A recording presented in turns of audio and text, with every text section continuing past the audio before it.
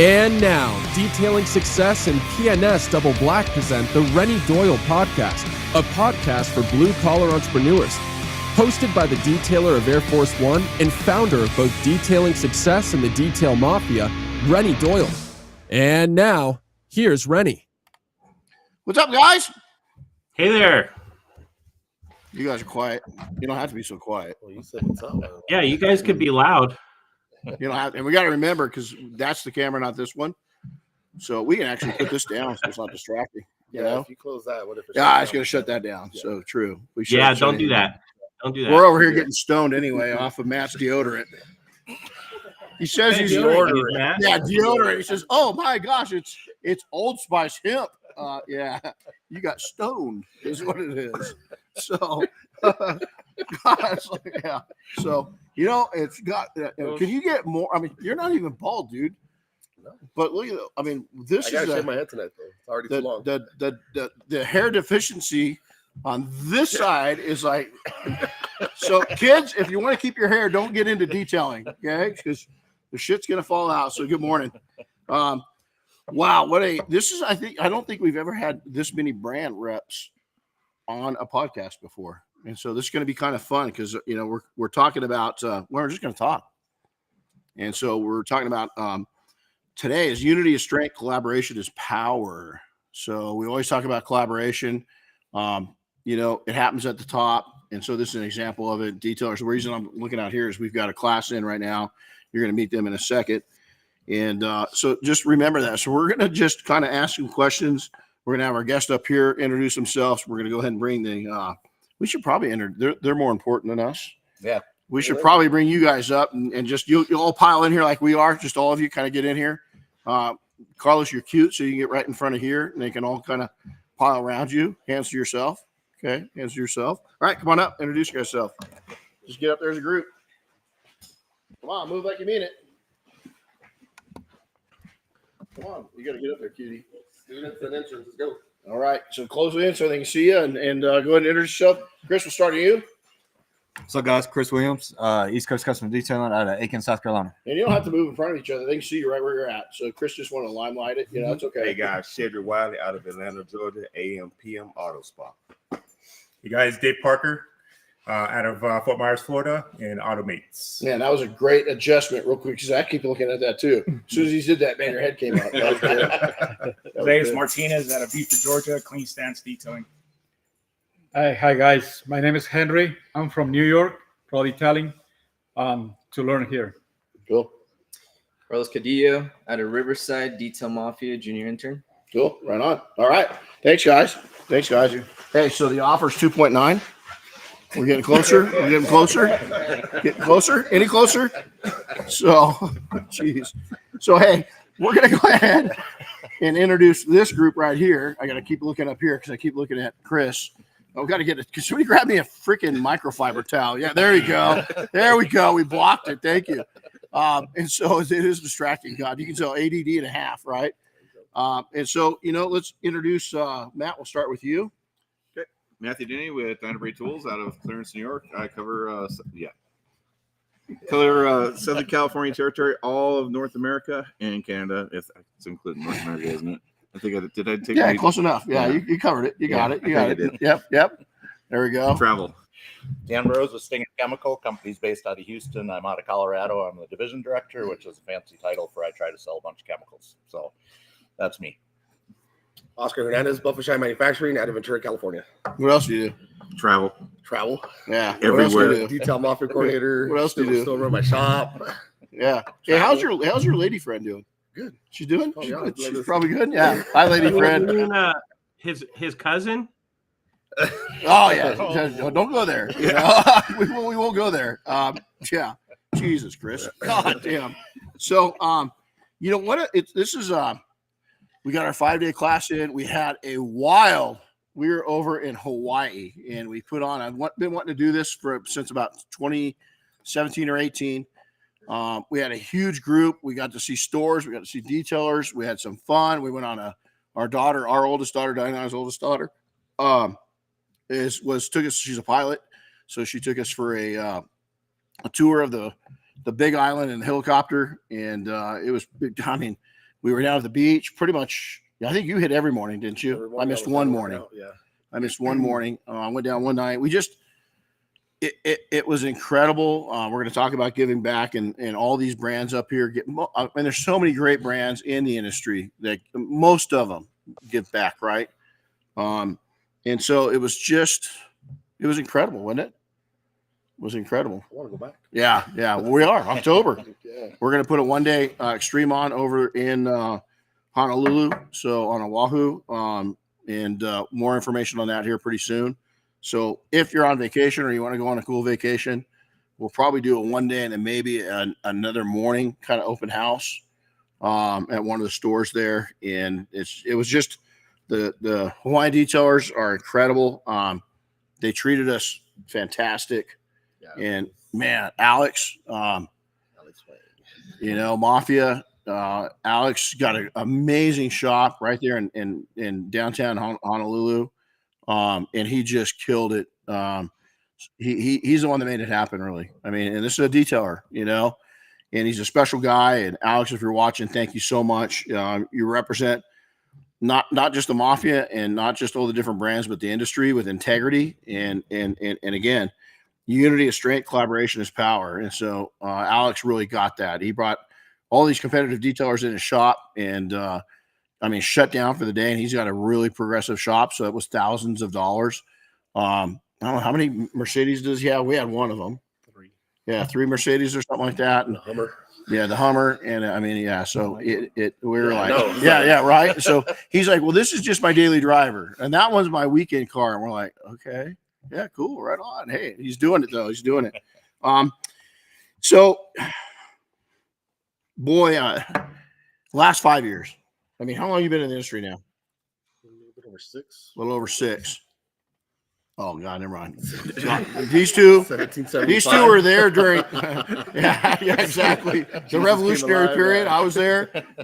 We actually got, we prepped and detailed George Washington's, when he was inaugurated into office, So do you remember we were using we didn't have power? We had to do everything by hand. You guys sucked. it was like power and buffers. It was, and the horsepower was just, okay, touch the horse and move the wagon forward, Do you remember cornstarch and cheesecloth? There you go. Yeah, man, that's still live.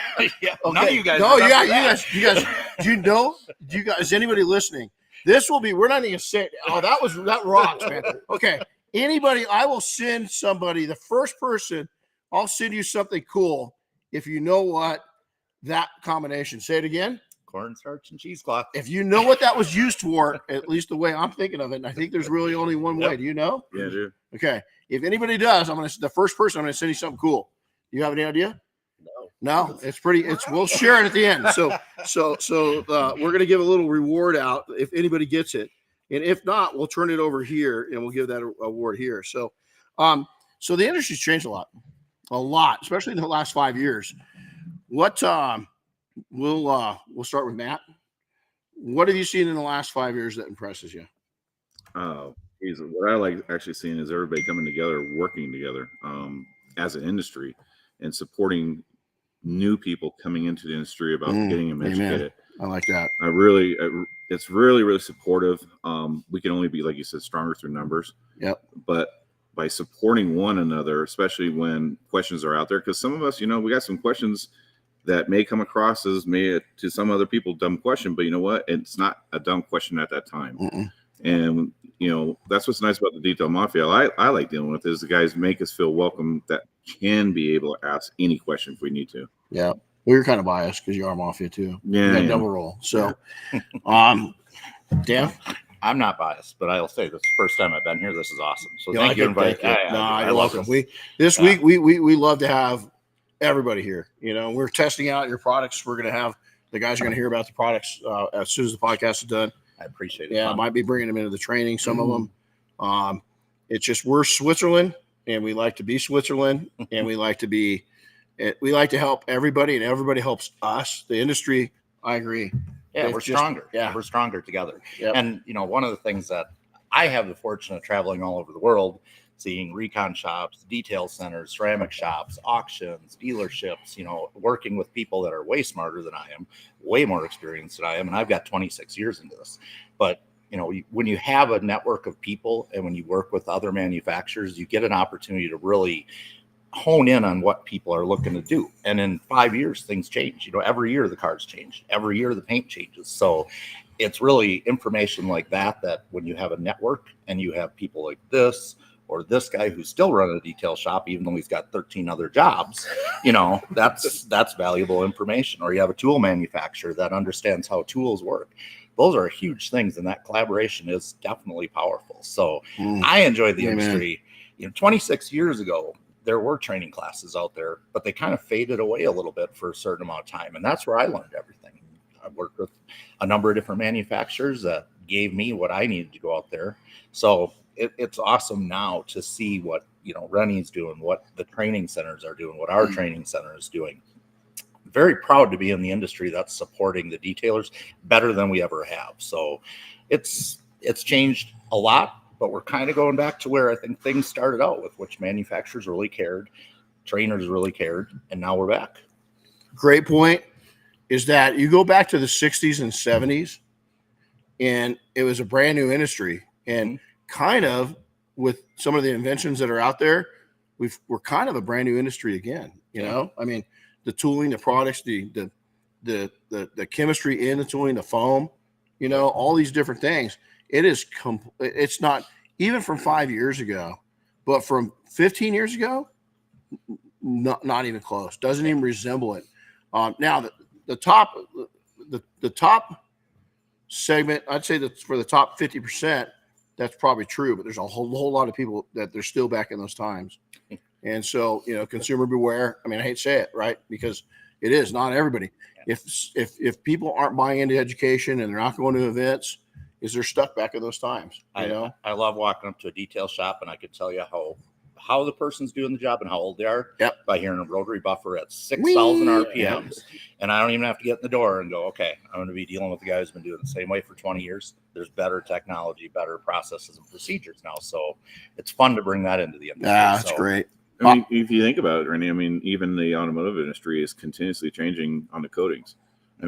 Just on the paint goods. Oh, yeah. And we have to adjust to that with different technologies constantly. We're dealing with less and less paint every day. And, being part of the ATG group, the one nice thing about that is they've got a company that they just bought along with us in 3D, and they're doing a couple other things. But RBL goes into, that's their plastic product over there. They're on the floors of the manufacturers every day. And so the information we get from these guys, we're sitting there and I'm going, so we got a big change coming in clear coats right now. It's happening. So the next model year 25s are going to be a lot of the manufacturers 26. It's rolling into it. And so now we're starting to get intel we never used to get because we just didn't have those connections to the manufacturer. So Oscar, this is cool because you went from a nice lifestyle and living a good life up in Northern California to, you've drinking from a fire hose. So what do you see? And it's really especially, you could probably even say you've seen a difference in the last year or two. Yeah, it's constantly changing. The last year I've been doing a lot of traveling with Buff and Shine, and I see it from when I first started traveling and seeing the storefronts, and that's what we're doing now is in SoCal, taking down around to the storefronts. I see the difference, quarterly, how everyone is changing and adjusting. Right. Just the way they run the storefront side of the detailing business. Yeah. It's more attractive. It used to just be come in, get stuff on the shelf, and we were at one yesterday, and they had all the fancy lights, the race decks. They're going all out on these storefronts now. Yeah. And the detailers, on the other hand, going all out on their mobile rigs. That's a big thing. Oh, sitting that mobile rig, 6 years ago, it was just a van with a water tank, a pressure washer, and now it's like you open the van doors and everything fell out on the ground. Oh yeah. And they picked it up, reused it. Yeah, and now it's everything that from the door, everything is just modern. It is. Everything is changing. It's to your guys' credit, coming to a 5-day like this, the investment in yourselves, in your business, in your future, that's changed, and you guys are literally a percentage of a 1% group, that's invested this much, not just in money, but it's time getting here. And then you guys are not, we don't watch the clock. We had a power outage. We worked right through the power outage. We never missed a beat, right? We're not going to sit down and wait. And today you guys are going to be, today's mind blowing. Today, the rest of the three, all of it's mind blowing, but you're the future now. I mean, you really are. You look at yourselves.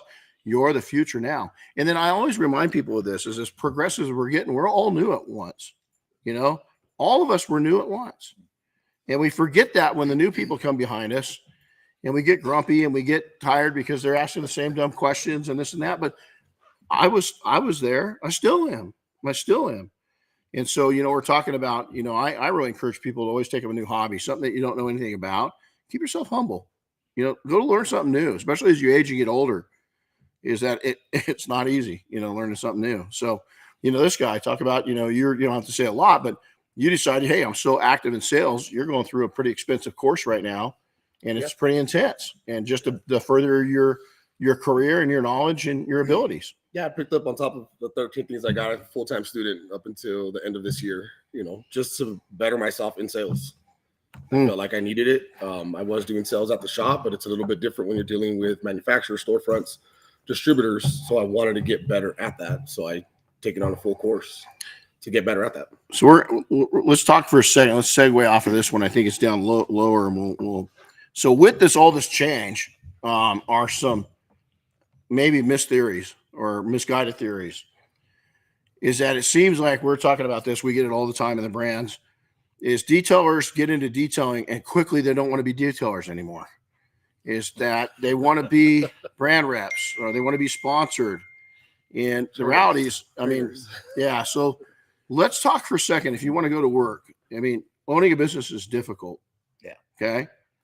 But let's talk about being a brand rep and what these guys, and we'll just go through each one of them on their own way of what the average week looks like, and then what a hectic week looks like. So, Oscar, we'll start with you, and we'll work this way this time. What a hectic week looks like. I mean, I've done, I think, a total of 16 straight days travel across the country, one-stop flights. That was pretty hectic for me, and that was right before Mobile Tech. Mobile Tech was my last stop, but I was, you know, going state to state, event from event, living out of a suitcase in a hotel. It gets tiring. You get, you know, I'm right behind his footsteps because I don't travel as much as he does, but I'm right there, right next to him. Where it comes down to, it gets really hectic being a brand rep. And a lot of people think, oh, you know, your face is on a flyer, you're going to do this, but it's all work. I mean, last 2 days, how many miles have we covered? You're in California. I have no idea. I just sit in the so passenger side. He drives. He has no. I just look around. He has no idea we're in California. That's why did you pick up on Northern California? I know. When he slams on the brakes, I just keep looking at my phone, like whatever's going to happen. Yeah. So I'm going to die. So even here in Southern California, going from one store to another, I mean, we sit 2 hours in traffic just to get from one to the other. I mean, that can get hectic. It's stressful while we're still working on 2 cell phones. Yeah, he's just as guilty as I am, just pulling out 2 phones and a laptop, and it's like every little chance we get, we have to stay on top of it. Yep. So it's not, you know, this glorified, I get to be at a booth. I'm cool. It's work. It's work. What's it do to your body, and what's it do to your mind? And it's not real good for relationships, you know? I mean, thank God you just have a cousin that understands things, right? That you know? I didn't know that about you. No. He's gonna kill us, man. He's gonna start a whole he's gonna kill us. Yeah, I'm blaming it on Chris. Chris, it's your fault, you know? They look similar. Hey. I asked who it was. I was told a cousin. The body is tiring. I mean, I came back from Hawaii and slept the whole day. Like I literally slept 15 hours. Yeah. I landed at 8. I knocked out. It's tiring being out there in Hawaii. Yeah, we were going, but oh man, dude, 100 miles an hour. I mean, we got up one day at 5, ended at the airport by 7, fly to the Big Island, and whole day in the Big Island, fly back at 9. We made it to where it was like a 50-50 play business, but those were 18-hour days to do that. Yeah. I mean, you know, because you're at a cool spot. So yeah, you're working 10 hours, but you're playing for 8 or 9 hours, right? Why wouldn't you? You're somewhere really cool. The only time he'd seen it was from a window inside of a fucking Navy ship, excuse me. You know, so as a Marine going over there, so you know, he's looking at probably a fucking peephole, you know, to see the islands, you know. So Dan, we talked about your schedule a little bit, and you know Bob Phillips. So we're, you know, we merged with the company, right? And Bob and Dave, Bob and I, for the first 4 years we started up Double Black, I said, hey Bob, we're gonna screw up our lives. You got me for 4 years to really just turn my life upside down.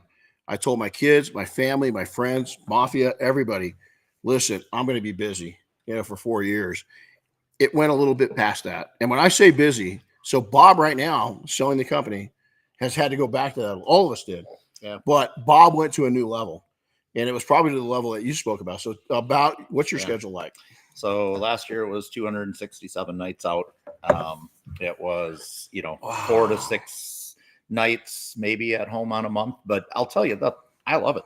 I mean, I love the company. I love the industry. I've been in it for 26 years. If I didn't love it, I wouldn't have been in it for 26 years. But that schedule of traveling, I was in Puerto Rico last week with NSR Distributing, and I was in Connecticut the week before that doing trainings. Next week I'll be in Houston. We're doing our training classes there. Luckily, I have a good support staff because I have a great team. I have trainers that take that stuff over for me, and I can do. But we do product testing, we do all these things, so there really is no downtime. I was up at 5:45 this morning sending off emails because the rest of the world woke up 3 hours ago. In the U.S. or 12 hours ago in Vietnam or Pakistan. So it's rough, but I'll tell you what, people always ask me, they're like, what's your favorite place in the whole world that you see? And I'm like, Fort Collins, Colorado, where I live. And I just rent a space there to store all my goods, but I don't actually live there more or less. My daughter loves it. She lives there. She's going to watch this and she's going to catch that one for sure. She's going to say, Dad, why'd you bring me up in these things? It's because I love it. All my 5 daughters. Well, if you're going to throw your daughter, one of yours in, I'll just say, Darren, I mean, you live here too, right? I mean, at home. So yeah, it's one of her favorite places. But I think when difference is I think she's glad when I'm gone a little bit. She can screw around, right? So, and so how many countries have you kept track? So countries I have not. I've been in just a few. We're expanding back out. So COVID really kind of killed. We had a lot of international business. We started out as an international company. Actually, that was how we started in 1988. So the founders of the company, who still are the company owners at this point, did that and then moved into the US. So we were kind of reverse of a lot of other companies starting here and then going out.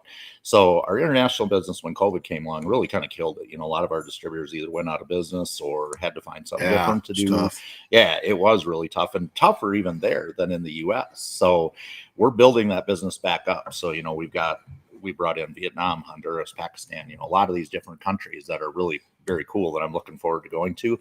And I have a team of people now that are handling the US. If you guys watch any of our social media or check it out, you see Zach, you see Connor, you see Bruno, and Oscar's met all these guys. They're top notch and they take a lot of that weight off my shoulders. So my plan is really just vacation for the whole rest of my career. Just travel around all these countries and just do these vacations, do like a 15-minute visit with a guy and then just go check everything else out.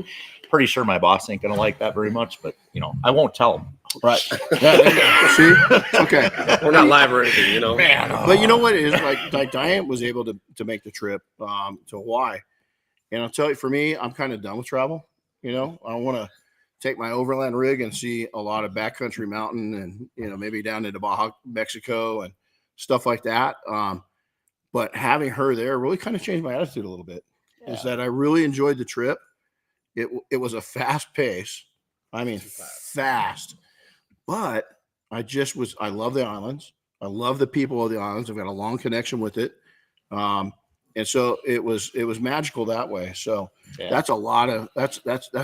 Wow. Okay. Let's see can you beat any of those? I think you two are probably pretty. No, you guys got me beat on the amount of travel you do. You think so? Yeah, I think I do. I don't know. Last year, you were. Yeah. I don't know. You drive everywhere. I couldn't do that. Yeah. No, my one incident I remember it was right after when when things start opening up, and that's when I actually had to get into Canada, and that was British Columbia, Vancouver, Canada area, and I could not get through customs. Really? Whatever it was, I could not figure out their forms. It was on phone. I felt sorry for the custom agent. He was so tired of being nice to me, and literally I was in the custom arena probably for a good 2 hours.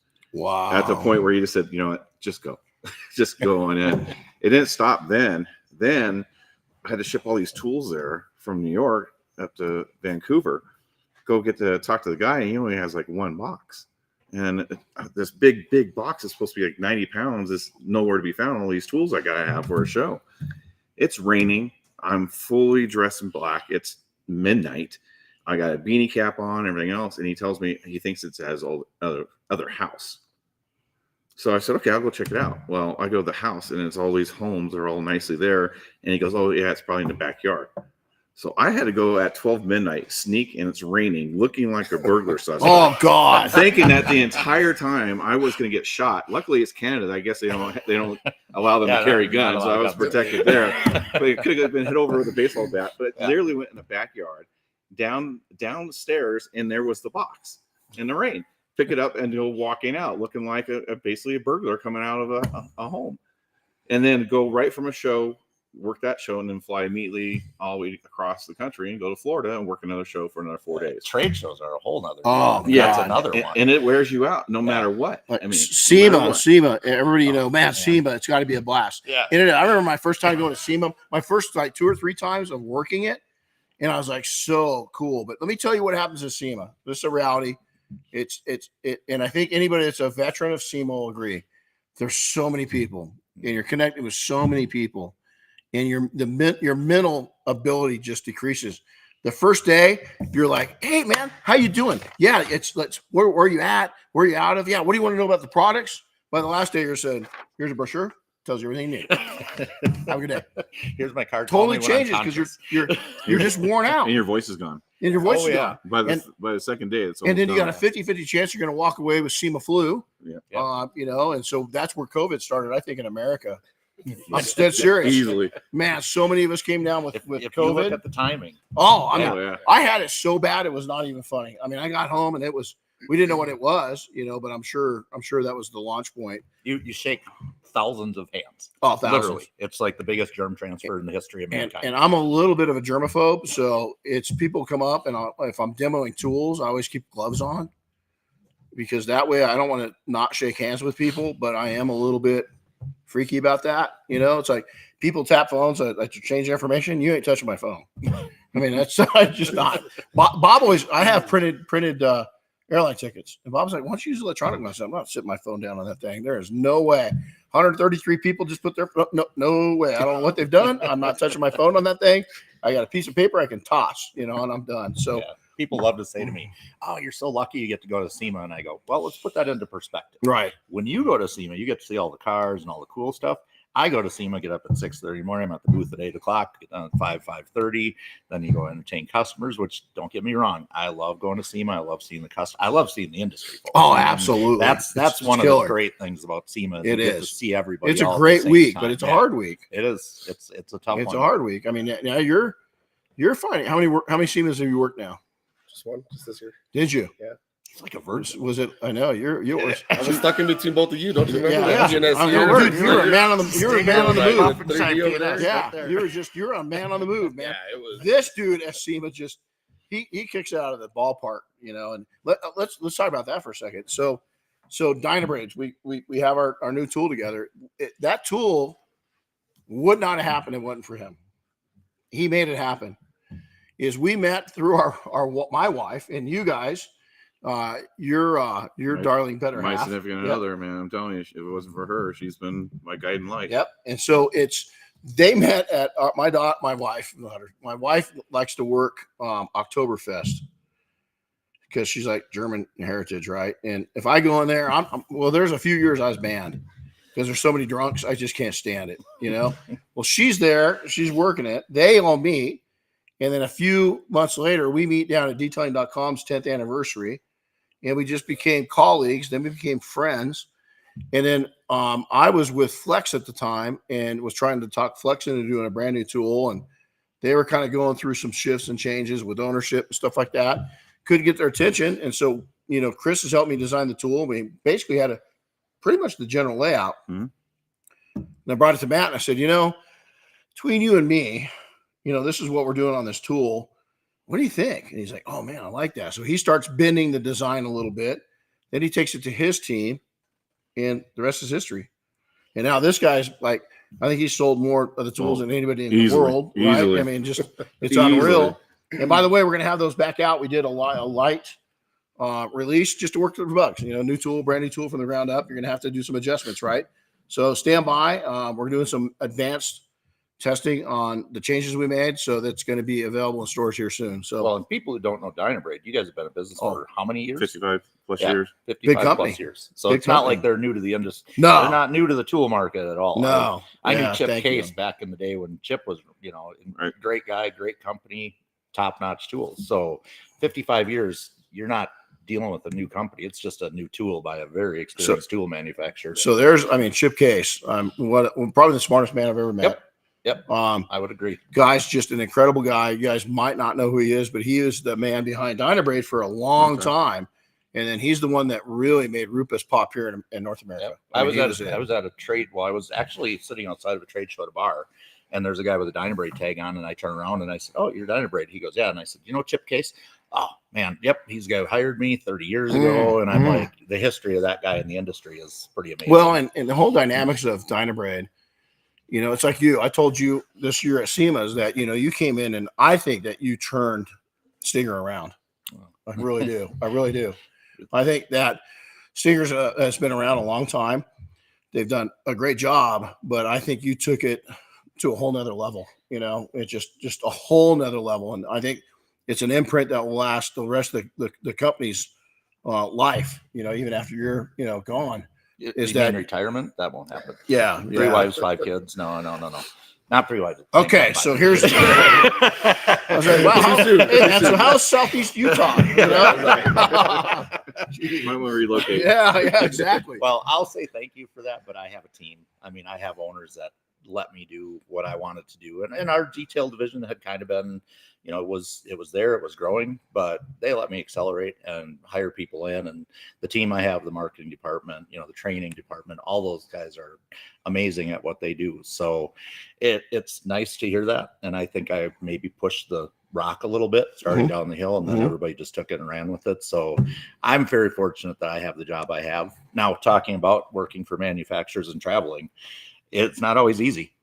We were talking about it. Getting a customer sometimes takes years and years and years of pounding your head against a wall. But I've been fortunate. They've given me the opportunity. I love it. When we talked at SEMA, you're right. You said, "Hey, I'm seeing this change." That's unreal. And I'm like, you know what? That makes me proud and happy. Should, but makes me happy and proud. If you write his checks, you need to give him a little bit of a bump, because this guy changed it. Seriously, he changed it. I'm just going to say it as it is, man. And I think it was the same with is you give credit to your team. Is when we came into PNS, as I told Bob. Matter of fact, I told Bob, "Hey man, I'm going to give you hard 4 years. I'm going to go back to the grind like I never did before," and I did. But I said, "Here's my goal for Double Black." He goes, "That's cute." That's cute. We did it in year 4. Yeah, we did it in year 4. It's magic. That year 4 really is magic. Man, I'll tell you. Well, okay, good point. Even in detailing businesses, if you're grinding, and we're hard work, this is where it gets. You got to do, and man, this dude Oster's all about this. It's got to be smart work, not hard work. Is that? What's the difference? Is a future successful entrepreneur is going to know what we talk about, the pyramid of importance, right? Is that if you base it off of that, just that pyramid of importance, is what is it? You guys tell me what it is. What's at the base? Marketing. What's next up from there? What's that? Relationships. And then what's at the top? You. And so if you look at those things and you keep that centered, that year 4 is going to be dynamic. Dynamic things are going to be happening. If all you're doing is being a detailer, it's going to probably take you maybe to year 10 to see the rewards of somebody that is being dynamic with that pyramid of reality, that baseline that we talk about. And that's even if you're because basically all of you are entrepreneurs. Yeah. Is your entrepreneurs inside of an organization. Yep. And that's, having trainers and manufacturers, we can't teach work ethic. We can't teach hard work. No. We can't teach persistence. We can't teach those things. We can give you product knowledge. We can give you comfort in your job, process, procedure that you can maybe help flow your business. But that hard work, that persistence, the guy that wants to work from 10 in the morning till 2 in the afternoon and then golf or do whatever he does or fish like we do. I noticed he has a fly rod rack on his car, so now we got to talk about that. So, the guy's got a tattoo of a trout on his arm. He does. Yeah. He's into it. All right. Which I really I know what I'm doing this weekend. Yeah, right. You guys would be like brothers, you know. We already look like brothers. You guys, never mind. I was going to say something. So what you should do is you got to have the opposite arm, you know. Do this one. Never mind. Spawning season. But yeah, those are things you can't, those are things you can talk about, but you can't teach those to somebody because your mindset is what you're going to do. Persistence. Hey, what's your new tattoo say? Let's see it. Okay, right there. You got to see it pointed out. So if you can see it. Relentless as fuck. Relentless as fuck. Okay. You've got to be. I mean, it's here. I'm to a lot of people, you guys, again, I keep picking on you guys because you're just young, right? But to you, I'm older than, and I am, I am. But believe it or not, it's going to happen really quick. The age comes on really quick. But you know what? Just because you're young doesn't mean you're stupid. Matter of fact, it's the opposite. You can be brilliant and young. And it's just because you're old doesn't mean that you're stupid or you're done. It just means, matter of fact, most young people don't realize this. Your prime, oh man, I had Carol Shelby. Look at the hair on my arm, just stood straight up. Carol Shelby, behind the AC Cobra, Shelby Motor Cars, everything, told me this one time. In your 30s, 20s and 30s, you're dumb as, I'll say it, fuck, okay? And in your 40s, you're starting to figure it out. In your 50s, you're starting to make money at knowing what you do and knowing what you know. Yep. In your 60s, you should be rolling it. At 70, you want to go back to 40 and do it again. And guess what? How many times did he do that? A lot. The dude had a second heart. I mean, he wore one out by the time he was like 35, seriously. And so if you look at that, is that older people, we need youth. You're not young, you're youthful. And I'm not old, I'm wise. Sometimes not, and sometimes you're young and stupid, right? Sometimes I'm old and dumb. It happens, but I can't get the energy unless I'm around youthful people. You guys feed me. You can't get to my position unless you have my wisdom. We need each other. So if you're young and making fun of old people, but first off, do you know what my Italian grandma would have done if I ever called somebody old? I would have gotten beat for 4 days. And she wasn't old when she taught me that. She was my age, but she said, you don't ever, and I never did it. But she heard somebody do it. And she goes, you ever do that? I will beat your ass from here to tomorrow. From here to tomorrow. And she goes, that is disrespectful. And I always remembered that. And I've always stuck with it.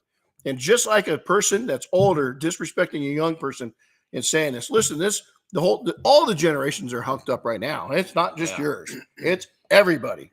Yours got maybe a little more higher percentage, of kind of, But you'll figure it out. But you'll figure it out. But you know what? That's great because the more screwed up your generation is, the more that you're going to stand out. And that's what people in each generation don't understand is that you're going to stand out. If everybody's screwed up, good. You're not. Yep. I learned something. You want to remotivate yourself, hire a young person because that fires you up. I'll tell you, 40, it was harder to get out of bed. 50, it was a lot harder to get out of bed. The body wears out, but the mind never does, or at least as long as you keep it sharp.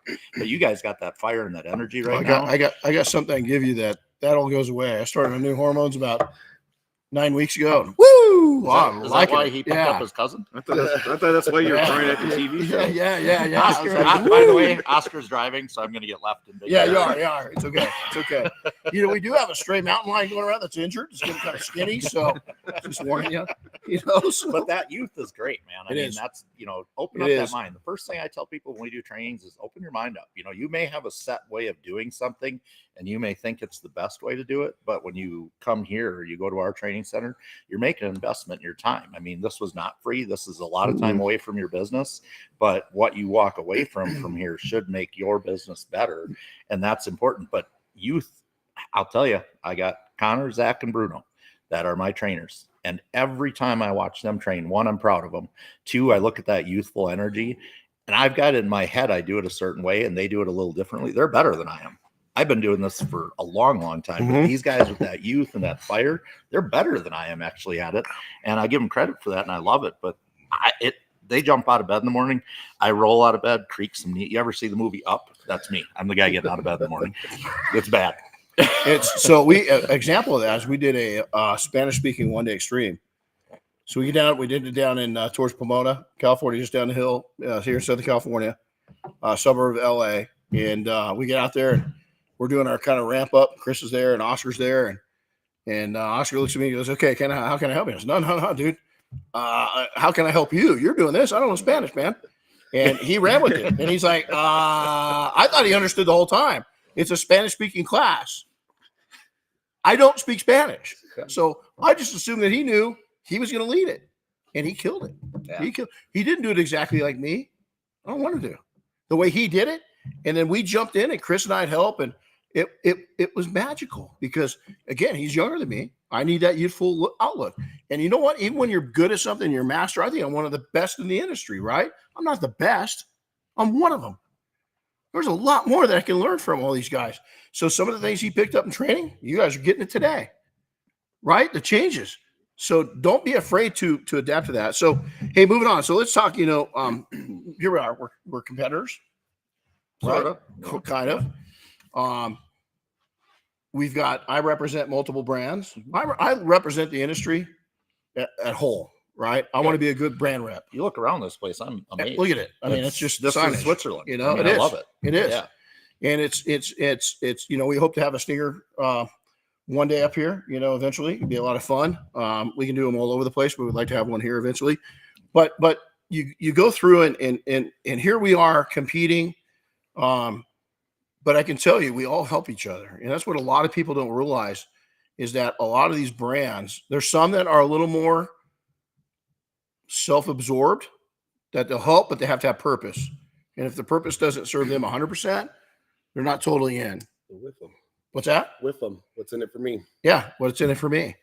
And so even though some of those brands, God, Mixie, I know, like every once in a while, that ball out of the ballpark. I mean, it's not often, let's face it, but I mean, every once in a while. Yeah, that's exactly it. Yeah. But when I do, I come direct. Yeah, you do. Yeah, he shoots it pretty hard.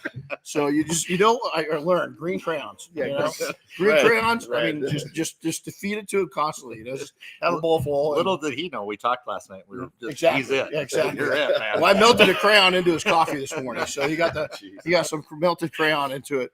So he's real brilliant. But it's you look at all of what we do, and you look at all of these. So Dan mentioned you're here. I won't say every training for a couple days. You guys are going to see it today.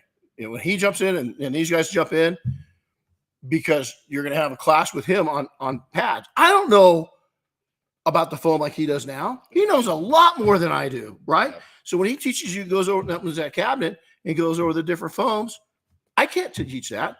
When he nerds out and starts talking about different things on the tools and stuff right now, and he goes over the key benefits and features of our tool, which blends over to all the tools, really, and it blends over to all the pads, that knowledge is knowledge. I just back away. I can't keep up with them. Yep. They're an expert in their field. And so we just let them go. But look at how collaboration happens. Now, how can it work with you guys? You guys, the best groups that come through this training, stay together. Yeah. They're talking on that app 4 years later. They're on the forum and stuff, but you back each other up for life. Then you're going to come into the Mafia and you're going to start. We're doing we're going down. We're doing a really cool event here next week. So we're going to be back on the road again. And again, I'm going to take that to your point, pleasure. I'm going to go see my dad. He's in New Mexico. So I'm going to take the opportunity, hopefully talk him into coming over to the project. He's an aircraft guy, right? And I just learned something about him not too long ago. I was talking to my uncle. My dad's a pilot, pretty advanced pilot, pretty damn good pilot. I knew that all growing up, right? My dad and I didn't grow up with him. I didn't know him until I was really in my almost 30, right? I just recently found out he never had a pilot's license. Seems legit. He just flew. And I'm like, how'd you get away with that? And he goes, when's the last time they pulled you over to check your license? Drive it like you stole it. But he fly it like you stole it. Well, and it's funny because I also found out because we had a Coulee Ranch down where I grew up from. And so we were down there with one of our friends and just me and him. And I told him that I just soloed in a plane like that, but bigger. And he goes, you're full of shit. I said, no, I'm not. He goes, you can't fly that plane. I said, yeah, I can. And he goes over there and he goes, start it up then and fly it. I said, okay. So I flew the plane. Never flown that. I never flown a 152 in my life. I basically stole the airplane. But I'd never landed on dirt before. And so I took off and it was cool. But now all of a sudden I see a truck pull up coming down the road, and it's the old farmer rancher, and he's coming to get his airplane. And I'm circling around checking out this field on how I'm going to land it. Now I'm like 15. I didn't have my license yet. I didn't have either license. I didn't have a driving license, and I didn't have a pilot's license. Right. So I landed, and this dude is, as you can imagine, not happy. So we go into explanation mode. Well, my friend bailed. He's gone. He fucking left. I mean, he's gone. You know, I mean, he was nowhere to be found. Right. So I'm sitting there, and I mentioned Art Scholl as I was working with Art Scholl. I was cleaning airplanes. He goes, "How do you know Art Scholl?" So I told him I work out at his FBO, and I clean and detail airplanes in exchange for flight time. He goes, Art and I are good friends. So if you're lying, you're in trouble. And he goes, "You said you clean planes?" I said, "Yeah." And he goes, you move, and I'll find you. You stay right here." Comes back about 15 minutes later. He's got a bucket, bunch of cleaning products in it. Clean my plane. And he goes, "You want to pay for that flight you just did?" And he says, "So I did." Yeah. And he says, "Well, here's the thing. You're either going to have the cops called, Art called, or you're going to do a good job." And I came back, and it was just about night. It was dark. And he walked around that plane. He goes, "Good job. Anytime you want to come fly, let me know. We'll go fly. This time, don't steal my plane." Well, my dad did the same thing. Never do it. He stole the plane. And that's what got. But he kept stealing them. He kept going. And so I didn't. So you can't. I was left unsupervised. That's all I'm going to tell you. I was left unsupervised. Right? We got a lot of something fun that we're going to be doing. So if you look at the investment, travel, expensive. Mm-hmm. I mean, you're just talking. I mean, how many miles you put on the vehicle? Mm-hmm. And really, at some point, we got to slow it down. I mean, because you got to get to reality. How much travel is needed, and then expense. Like hotels, Diana are talking. It used to be for a couple $100 you get a nice hotel room. Now, no way. Yeah, it's kind of mid grade at best for $180, $200 a night. You know. And so those events, we do all the big events. We do training centers. I mean, to build this, you're looking at $1 million investment right here. I mean, probably more with the building now, probably more because there's $300,000+ of equipment here. Yeah. My boss asked me how much equipment was in our training center. I said, "You don't want to know." Don't want to know. Yeah. You don't want to know the dollar amount. You don't want to know. Got a whole wall full of buffers and everything else in there. So tables and chairs alone, it's amazing how much you can spend on that. Thousands. Yeah. Thousands. It's crazy. Cabinets, thousands. You look at all this. So, face-to-face events worldwide. Let me tell you, social media is advertising. Okay. Yeah. Face-to-face events are marketing and relationship building. That's expensive though, because we get out in Hawaii with 60 people. We connected with 60 people. But you look at the cost that was put into that, that's several $100s a person. But those relationships are now lifetime. They're lifetime. And so, all these different companies, when you look at a product cost, and if you want to look at the quality of a company, what are they putting back into the industry? Do they have a training center? We've invested heavily. We invest back into detailers. These guys, Mafia's going to be back in New York this fall, for a private event. Dynabrae's investing a fortune into making sure we get back there, right? We're investing a fortune to make sure we get there. Our brand's very hard to connect. We're all about connecting and supporting the industry, and cool things. We've got products. You guys are sending some stuff down. PNS is sending stuff down. Buff and Shine's got investments. We got all these industry partners for our project down at Air Museum, next week in New Mexico. They're sending stuff.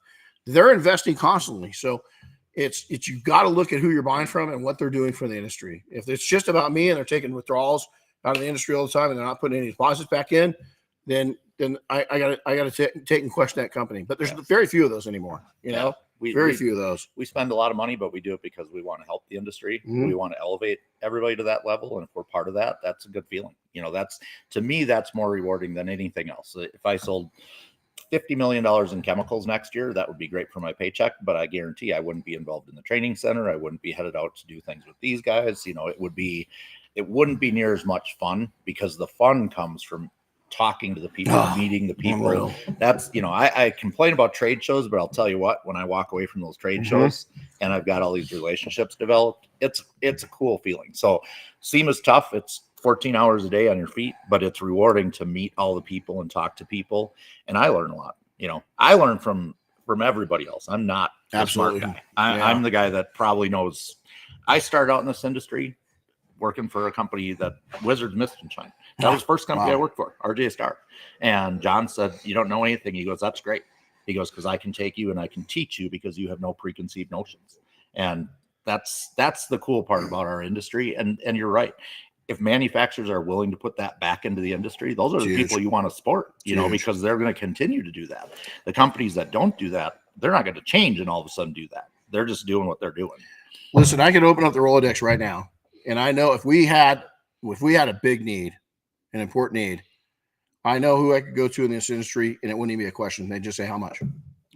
And that is, the people don't see that. They don't see the backside of that, of how much, like our party we put on at SEMA, man. That's probably going to approach, I don't know, Chris, would it be at one time here real quick, probably a 6-figure party to host, you know? Well, I certainly hope not.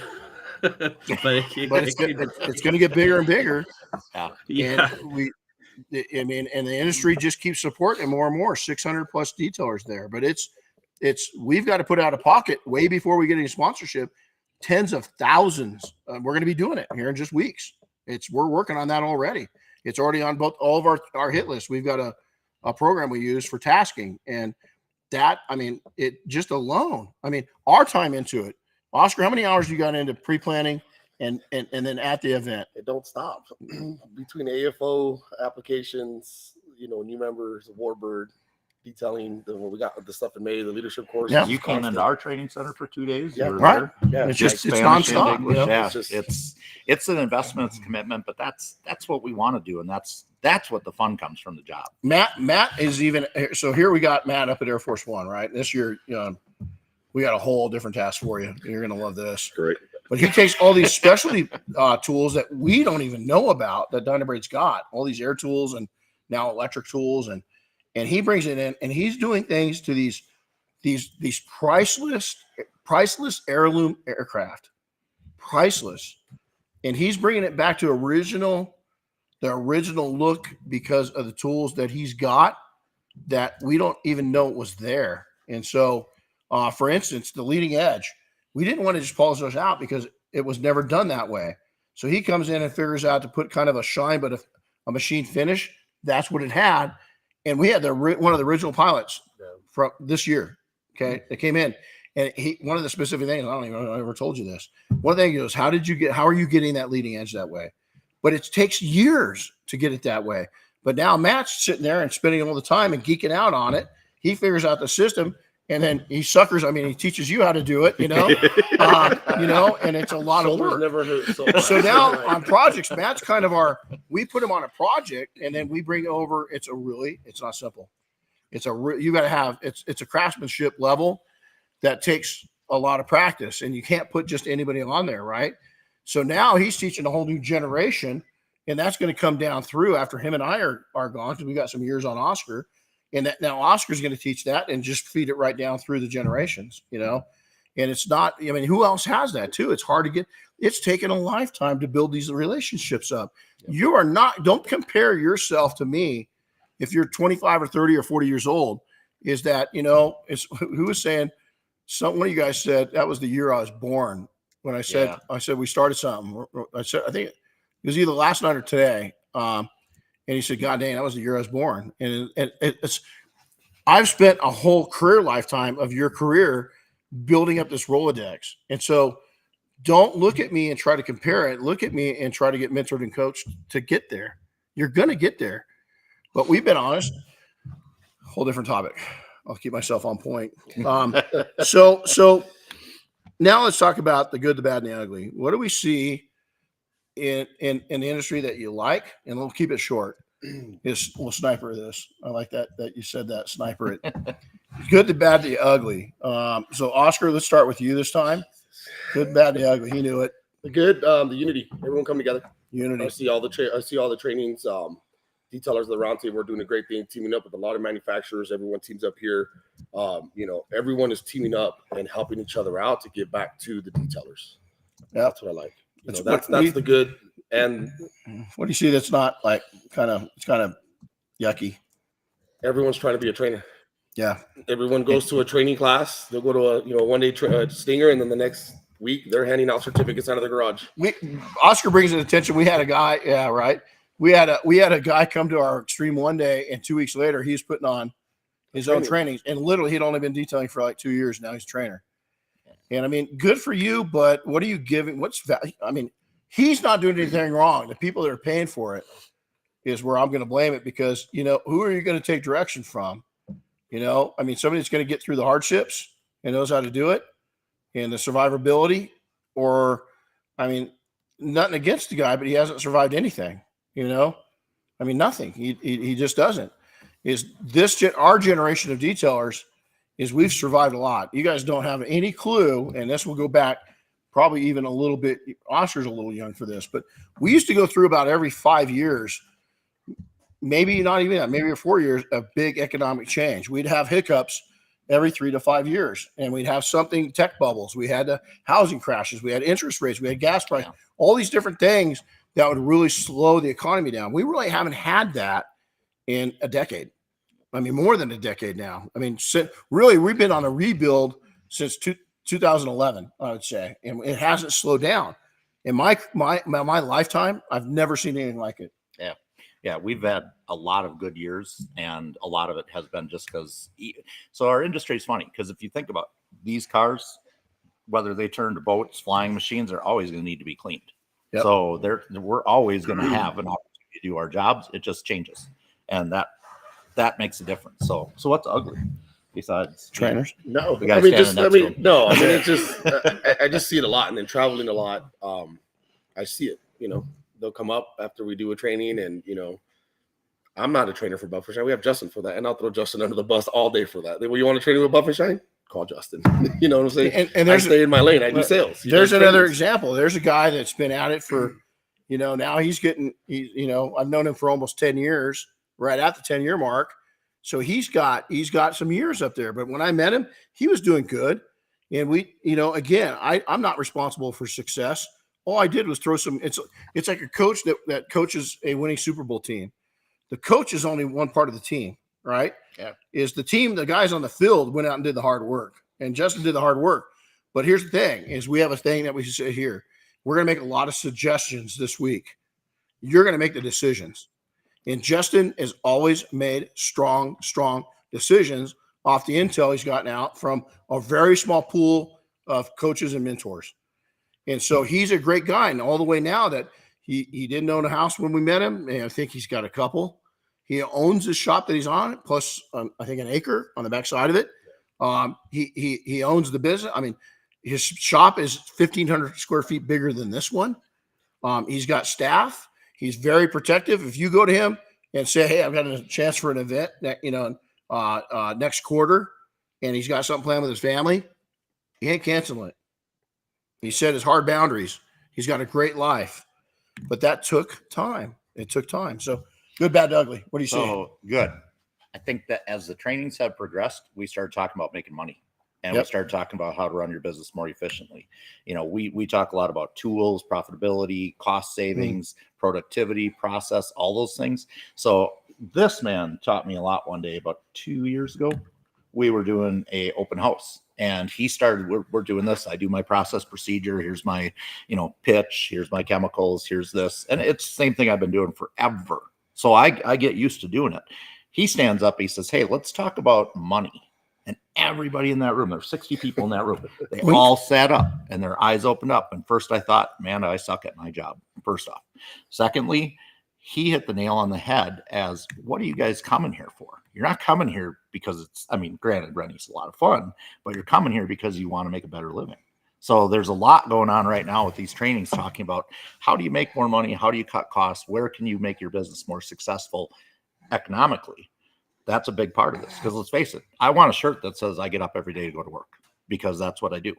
I don't do it. If I bought a fishing kayak, my daughter's like, "Why'd you buy that? You're never home." And I'm like, "Oh, that's a good point." But when I am home, I'm going to get to use that. That's a reward of working hard. So the good in the industry right now is I think we've changed these trainings to, okay, we're going to show you how to do it, but we're also going to show you why it makes sense and what it does for you beneficially down the line. So the bad. I would agree. One of the people in the industry that I really enjoy, and I'm not going to say his name, said, he goes YouTube certified. Mm-hmm. And I love that because I'm at a trade show and I get frustrated because I have a 17-year-old kid walk up and I'm buffing our hood doing a demo. And he's like, if you turn that buffer up a quarter of a speed, you get a lot better results. And I'm like, how old are you? Yeah. 17. And I'm like, okay. I'm at that point in time, 48, 49 years old when I came on board with Stinger.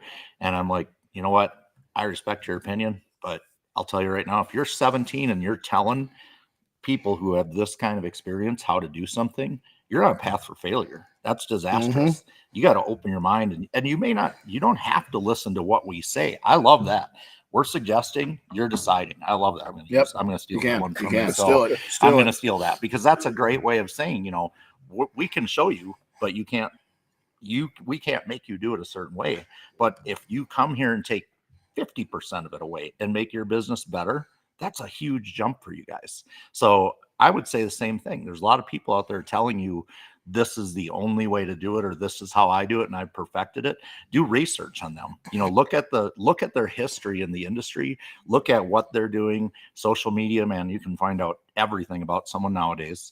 Look at that. If you're going to invest your time and money, this is a great opportunity. Our training center is a great opportunity. I've got a lot of experience. This guy says he's a salesman, not a trainer. I'll tell you what, he's a hell of a trainer. Yeah, yep. Hell of a trainer. So we'll leave the cousin thing out of that. But anyways, but that's the bad. So the ugly. You don't have a cousin, do you? Yeah. Sasquatch. Okay. Sasquatch, yeah. You mean your wife, right? Huh? Yeah. Hold on. Wait, watch it. Watch it. Yeah. Ouch. Shots fired. Jesus. See the guys. Okay, I'm gonna step back because you're a lot bigger than me. Just so you know, never stand on the ends. Yeah. Exactly. But the ugly is this: the situations we run into with these cars nowadays. They change so radically. The paint nowadays, I'm telling people all the time now, use depth gauges more than you ever have in the past, because in the past you had a lot more paint to work with. Interiors, one of our most popular classes is advanced interior cleaning. Yep. Because, and this is funny because everybody wants to buff paint because it's glamorous. In my opinion, it looks cool on social media. It's a skill, it's an art form, but guess where the customer spends 99% of their time? Inside the car. So why is that important? Because they walk up to the car, shiny, looks great in a parking lot. Stains that come back inside are a problem. So the ugly of our business is, why do you come to these things? Because you need to keep up with all the new modern products, new technologies, tools. We talk about tools. Your tools are his tools, my tools, his tools. They're buffing pads or chemicals. They're tools that make that buffing pad go round, and the chemical that goes on it to lubricate and polish that surface. But this job is going to get harder as these cars. I swear, manufacturers sit up at night and drink brandy and try and figure out how to make the cars harder to clean. Yeah, I guarantee. Hey, let's put trunk liner shit carpet in the whole car now. Right. That's a great idea. Yeah. That way you can't get stains out, you can't get hair out, and it falls to pieces in 3 years. Yeah. If you use the wrong tool on it, you blow it off, then all of a sudden it's coming off the floor, coming off the headliner. So the ugly part of this business is you got to keep up with these things, and you got to keep going to these classes. You got to keep going to these training centers, because as these things change, you get a car in your shop that you've never done anything with in a certain type of fabric. My daughter has a Subaru that has PVC seats. Now, this might be the greatest idea in the whole entire industry, because PVC just take a wet cloth and wipe them down, but she still manages to destroy it with the dog and her camping and everything else. So it's not like it's the end all answer to everything. You still got to clean it. But I looked at it and I'm like, what's pretty that? Cool. Yeah. I'm like, what's that? And I look it up. I'm like, oh, PVC seats. That makes a lot of sense. I get in her car 2 weeks later. I'm like, well, it seemed like a good idea. It still gets messy. So that's the ugly of the industry, but there's solutions for that. Absolutely. There's a solution for every ugly. There's a solution. Yeah. It's going to be up to you. And you're not going to, let's face it, as the paint gets thinner and the interiors get harder to clean, you got one of two options: either learn how to do it or I'm going to go do something else. Those are the only two options you got. So and I've said this 100 times. I hear people at SEMA and Mobile Tech constantly. We've all heard this. I don't do interiors. I just send it. I let competitors in my market, do the interiors. I'm like, I had a young guy say that to me one day, and I said, do you know what happens to you if I'm in your market, you send that customer to me, say adios. You're never getting him back. because I'm so positive of our customer service and our constant contact and the way that we treat customers and our culture is you already have that attitude and you're willing to take and send money out. I'm gonna tear you a new butthole. Yep. Is that you're not gonna know what hit you. And he just kind of sat there and was like, whoa, 20 years ago, detail shops would start up and I'd go out and sell them chemical. And they'd say, well, how do I get going? I'm like, do your neighbor's car. Grab somebody's car that you know. Mm-hmm. Do a great job on it, because I'm a garage guy. Like the only reason I have a house is because I have a garage. Otherwise, I wouldn't even have a house for as much as I travel. I want to go on Friday night, open up a cold beer, sit out in my garage. The neighbors come over. If you have a car that you did and the neighbor sees it, oh man, your car looks great. That's instant business for you. You can spend thousands on advertising that results in nothing but that word of mouth that you get. But that word of mouth only comes if the job is perfect. That's what it's got to be. You guys just heard that. Advertising versus marketing versus relationships. That's what we've been talking. So, all right, good, bad, ugly. What do you think? Good is technology is always changing. Oh, companies have to change with the technology. Amen. All the time. So Amen. That means we need feedback from everybody. Yep. So everybody basically out here is an asset to a company. Because if you think about it, your input into whatever product is being developed or tool or whatever it is extremely important, because that makes the manufacturer either get it done right, better, or make the corrections that they need to make. So that's extremely important. But that builds a collaboration, like we talked about, builds a bond, a relationship between us, the customer, the companies that we represent. Competition is good. It makes us all better. Mm-hmm. Okay. But the thing is, if you have to talk smack about somebody else's product or somebody else's detailing business, amen, that's opening you up for criticism, because you are lacking deficiency yourself. Yep. If you got to point it out on somebody else, focus your energy. Pass it on. Pass positive information. Pass positive education on. Pass it on. By us passing on, all we're going to do is get better. It cracks. That's great, because you know what? It cracks me up is you got these guys that are and gals that are openly going after being a sponsored detailer, which we get it all the time. Yeah. And that's a whole other podcast, but they go after it, or they want to be a brand rep. And then all they're doing is going out there and talking shit about different brands. And I'm like, you're never going to get hired. Nobody's going to touch you, because you can't. You got to be Switzerland. Even if you don't, I was asked a couple months ago, and I don't really get into the forums. I just don't dig, right? And they said, hey, what do you think of this product? And I said, I like everything. It's got its purpose somewhere. It might not be my chosen product, but somewhere out there, somebody loves it. Yep. And so take the high road. Mm-hmm. Yeah. So what you've seen so much of it too is do it, learn your art. You can become, listen, estimate. I don't know if we should say this or not. How many millionaires in the group right now? Yep. Over 20. Over 20. If you want to get wealthy quick, man, go do something else. This is not going to be the industry for you. If you need an instant $200,000 a year, not the industry for you. You got to go do something different. But if you want to take and be able to get to that point and make a six-figure income, it's doable, but it's going to take a little bit of time. It's going to take some time. If you want a lifestyle business where you make a solid income, something that you go out and do in a career, but you can adjust your schedule and kind of live and build the life you want, this is an absolutely fantastic industry for that. But it's not a get rich quick, not going to happen. But think about it, Renny. Every industry is like that. It is. You have journeyman programs. Right. Those guys aren't journeymen right from the get-go. Yeah. They're starting from digging a ditch. Yep. Okay. Absolutely. It takes them 5 years, 3 to 5 years to get to that point of being a journeyman. Yeah. It takes time. It doesn't matter what industry it is. It takes time. This instant stardom is a fantasy. Yep. It's a fantasy. You got it. You're a former cop, right? Yeah. You got it in the drug world. Selling drugs is small time players. Is they'll say, hey, this guy's pretty small time. He's starting out. Even selling drugs, you got to start at the bottom. Yep. You do. You were in the Marine. You're in the Marine Corps. You didn't start up here where you ended. You started down at the bottom. And you got to work your way up. Yeah. That's the same thing. And let me tell you, this is a message to people that are coming in the industry from another industry. Your authority doesn't transfer over. It just doesn't. No. Now you could probably get to an authoritative position a little quicker, but you still got to go earn that. You still got to. And I tell this story all the time. I remember when I got on my horse 2.5 years ago for the first time and was taking lessons, is that I'm an instructor on everything I do. I'm top of my game at, right? And everything I can do, I can teach. Not when I got that horse. I didn't know shit. I mean, every horse I'd rode was an older, trained, well-trained horse that just taught me. My horse is a young, big horse that's strong-minded and wants to do his shit. And he wants to go back and eat because he's big. And we had a little bit of a conflict. And I had to get off my horse, take a knee, pray to God above, and ask God to humble me in front of my instructor. I said, I know nothing. I turned around to her. I said, I know nothing. I'm a canvas. Make me a good rider. And I shut the up because I don't know shit. And the wrap up to that's so important is that there is no get rich quick scheme in this business. When I get these people contacting us, say, if you give me chemicals, I'll go out there and push it. I'm like, well, you know what? That's what we do as a corporation anyway. I've got reps for that. But I asked them, why do you want to do that? And they're like, well, I don't want to detail cars. I'd rather do what you do. And I'm like, well, first off, you may not want to do what I do for sure, because you don't want to be gone 267 nights from your home.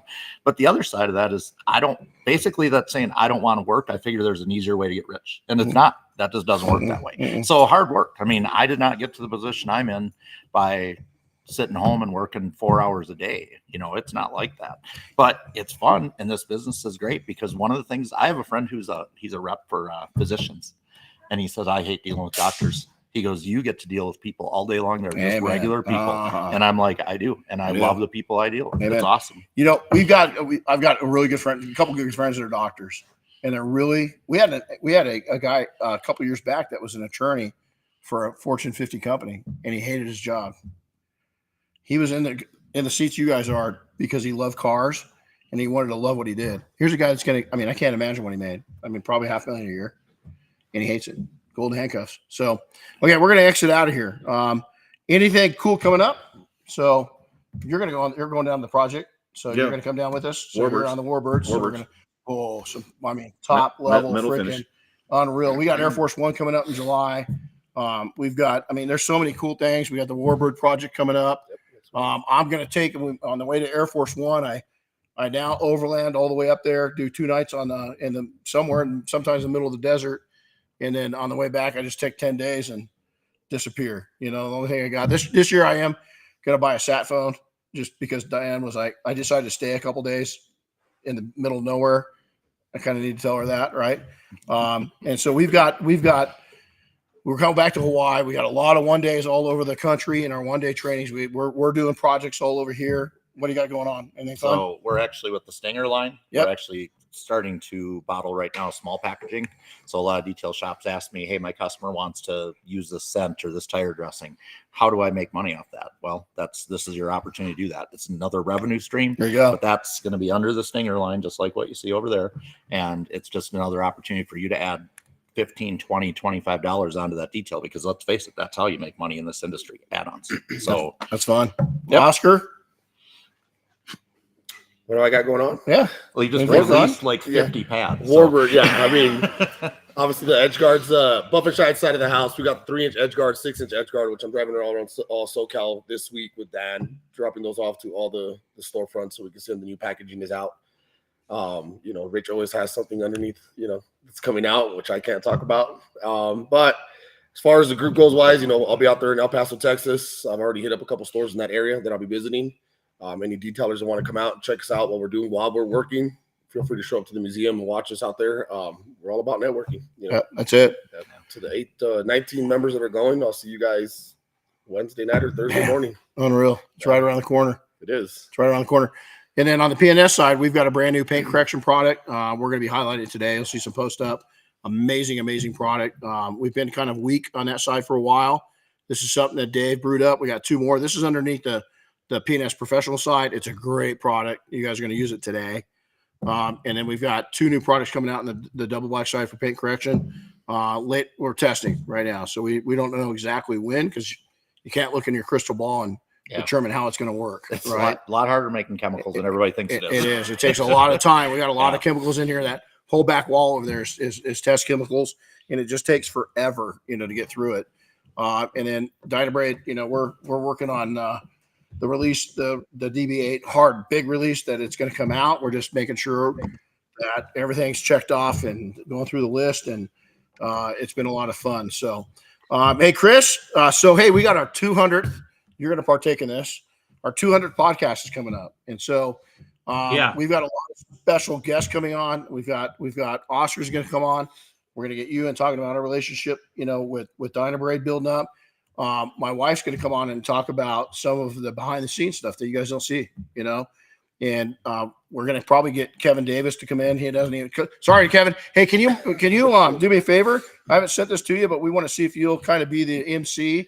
But I think I'm going to bring a couple, even Chris hasn't heard this. We're going to bring a childhood friend of mine on, and we're going to talk about my journey to where I am right now and what the realities are. Because a lot of people just think I was born here. You just got here, and it didn't happen that way. It didn't happen that way. And so it's a really important one to me. And it's not about me. It's about you guys getting to where you want to be. It's not necessarily to the top. It's to the top of your life. Everybody thinks that you got to be to the top, but the top of what? What's your why? What's your what? Because I can tell you is that it can be lonely at the top. Everybody's got an angle a lot of times, right? And you get your buttons pushed, you get your teeth knocked out, and if I had to do it over again, I wouldn't. And we'll share a little bit more of what I would have done. I would have been a regular shop, a regular guy, living a normal life, out of the limelight, and just worried about having fun. There's a message. Have I enjoyed it? Do I enjoy being here? I'm blessed, but it was not the easiest of roads, and it's a lot of them were unpaved and uncrossed. Nobody had ever gone there before. Nobody. And so, coming up that way, we're going to talk about that on that 200th episode. And it's really a gift to anybody that's in business. That's hopefully people that have got the wrong idea. We've talked about some of those wrong ideas today, is that they're going to be able to kind of relate to it and then hear my background, where it came. Even, the relationship here with Oscar, with Chris. Chris and I, a lot of people don't know, started out, he was a student at an event down in Orange County. What was that now? Chris, how many years ago was that? That was 13? 2013, yep. Yeah. So, it's been a long time that our relationship's taken to get here. Oscar came here as a student, and slowly it's brewed into something else, and it's just keeps manipulating itself. All the relationships with Chris does. First time we've had you here is when I met Bob from PNS. It manipulated itself. Going over to Germany and meeting Sonex, it grew. And so it's really going to be a special time. Reward. Hey, Chris, did anybody figure out what our little special cheesecloth and cornstarch? I didn't have a ton of responses, but let's read through and see if we got any of them. Somebody said, let's see, where'd it go? Oh, crud. Somebody said polishing metal. That's close. Who was? Yep. That's close. Yep. Watch that one. I'm trying to find them all. Where'd they go? Was it polishing metal? We've had a lot of responses on here. Read some. Somebody said polishing tailpipes, which is polishing metal, right? Yeah, close. Crud, where did it all go? We're old. You guys, so we'll get the answer to that.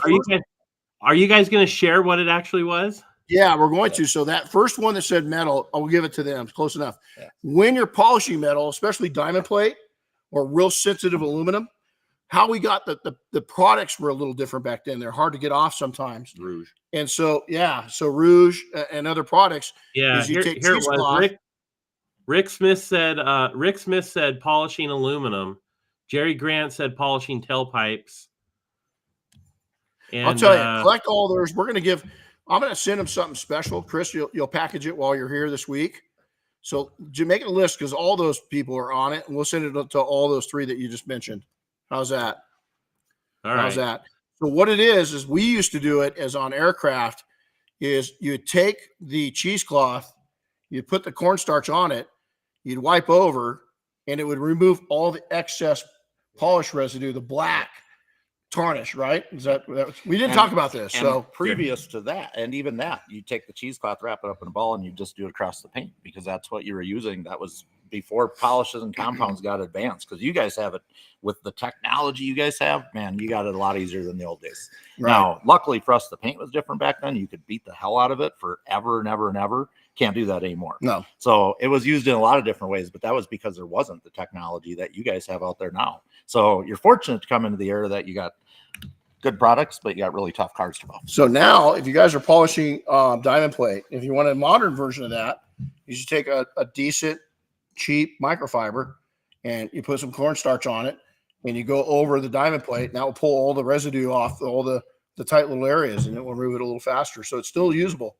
Little test. So that was awesome. You brought that up. So, well, hey, good job. Make a list of those. We'll send you out something. That was a good shot at it all. So, Matt, thanks, bud. It's always good. Oh, thanks, Renny. Yeah, thanks, buddy. All right, man. Guys, we're out of here. Chris, thanks for making this happen. This has been really fun. We went a little long, but wow, this is cool. All right, guys, we're out of here. Happy detailing all. Thank you. See ya. Man, we're hard to